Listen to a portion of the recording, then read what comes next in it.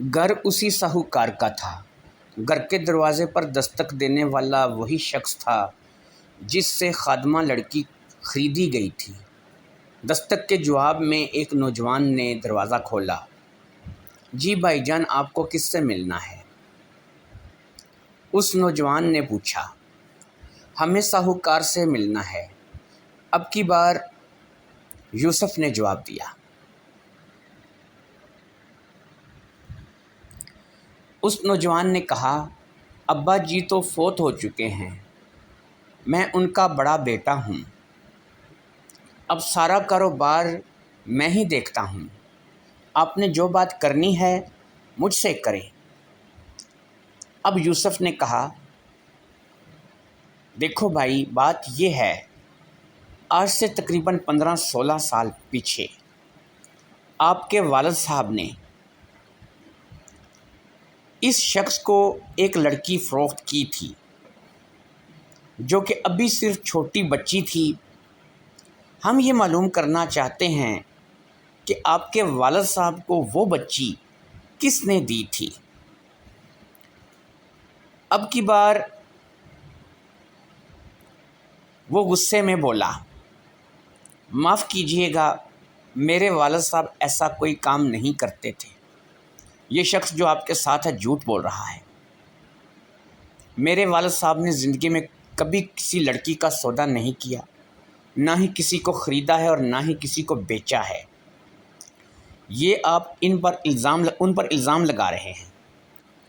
دیکھو بیٹا، اب کی بار مسعود نے کہا، ہم کسی پر الزام نہیں لگا رہے ہیں، ہم صرف وہ بتا رہے ہیں جو کہ ہمارے ساتھ ہوا ہے، جو کہ سچ ہے۔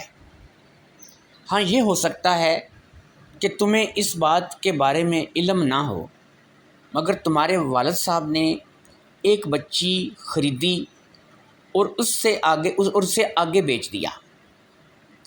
اب کی بار اس لڑکے نے کہا کہ آپ لوگ یہاں سے روانہ ہو جائیں، میں اپنے والد صاحب کے بارے میں ایک لفظ بھی نہیں سن سکتا۔ مسعود نے کہا، بیٹا تمہارا نام کیا ہے؟ اس نے کہا، میرا نام زبیر ہے، زبیر انصاری۔ اب مسعود نے کہا، زبیر بیٹا تم ایک کام کرو، مجھے اپنے والد صاحب کے کسی ایسے دوست کا پتہ دو جو تمہارے والد صاحب کی ہر بات کے بارے میں جانتا ہو، ان کا کوئی پرانا دوست ہو جو ان کا ہم نوالا ہو، ہم پیالہ ہو۔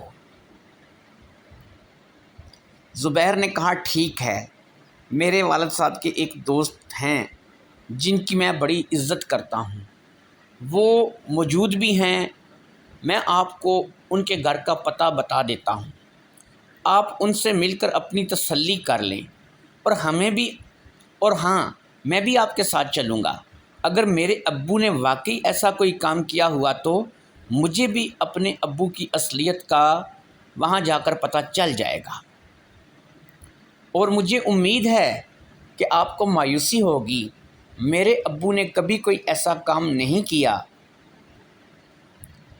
یہ کہہ کر زبیر تھوڑی دیر کے لیے گھر کے اندر چلا گیا تاکہ گھر کے لوگوں کو بھی ان حالات سے آگاہ کر سکے، اور پھر وہ آ کر اسی بگی میں بیٹھ گیا اور اپنے والد کے دوست کے گھر کی طرف روانہ ہو گیا۔ منظر ایک کمرے کا تھا جہاں ایک بوڑھا انسان کرسی سے ٹیک لگائے بیٹھا تھا۔ اس نے انتہائی خوبصورت سفید رنگ کا لباس پہن رکھا تھا، شکل و صورت سے بھی وہ نمازی اور پرہیزگار لگتا تھا۔ اس کے سامنے کرسیوں پر یوسف، مسعود خادمہ اور زبیر بیٹھے تھے، جبکہ ایک سائیڈ پر وہ شخص بیٹھا ہوا تھا جس سے خادمہ کو خریدا گیا تھا۔ یوسف اور مسعود نے اپنے آنے کی وجہ اس شخص کو بتا دی تھی۔ ساری بات سن کر وہ کسی گہری سوچ میں گم ہو گیا تھا۔ کافی دیر گزر جانے کے بعد اس نے سر اٹھایا اور مسعود سے کہا، میرے دوست اقبال انصاری نے آج سے 15-16 سال پہلے ایک بچی لگ بھگ 3 سال کی خریدی تھی۔ بیچنے والے نے یہ کہا تھا کہ اس کا باپ مر گیا ہے اور کوئی اس کا وارث نہیں ہے، میں اسے پالنے کی طاقت نہیں رکھتا، پال نہیں سکتا، اس لیے سوچا کہ اس کو فروخت کر کے کہیں دور چلا جاؤں۔ اقبال یہ بچی خریدنا نہیں چاہتا تھا، مگر میرے کہنے پر ہی اقبال نے بچی کو خریدا تھا۔ میں نے اسے کہا کہ تم اس بچی کو نہیں خریدو گے تو پتہ نہیں یہ شخص اس کا کیا حال کرے گا۔ جب اقبال نے بچی خرید لی تب میں نے اسے مشورہ دیا کہ جہاں لونڈیاں اور غلام بیچے اور خریدے جاتے ہیں تم اس بچی کو وہاں پر فروخت کر دو۔ لہٰذا اس شخص کے چلے جانے کے بعد ہم نے اس بچی کو فروخت کر